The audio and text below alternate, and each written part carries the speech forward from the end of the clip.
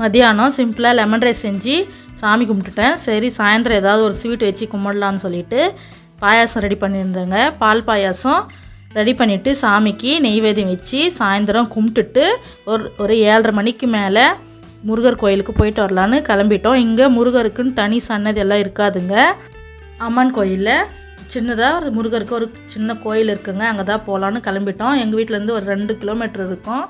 அங்கே போய் நம்ம முருகரை கும்பிட்டுட்டு வரலான்னு கிளம்பிட்டோம். நாங்கள் போனதே லேட்டு. ஏகாந்த சேவாக்கு ரெடி பண்ணிட்டு இருந்தாங்க. கடைசியாக நாங்கள் தான் போனோம். சாமியை சூப்பராக பார்த்து கும்பிட்டுட்டு வாராகி அம்மனை, பிள்ளையார் அப்பன், ஓம் சக்தி அம்மாவை எல்லாரையுமே மனசுக்கு நிறைவாக கும்பிட்டுட்டு நம்ம முருகர்கிட்ட வந்தோம். முருகருக்கும் கடைசி டைம் ஆயிடுச்சுன்றதுனால எல்லாம் அலங்காரம்லாம் எடுத்துட்டு தூங்க வைக்கிறதுக்காக ரெடி பண்ணியிருந்தாங்க.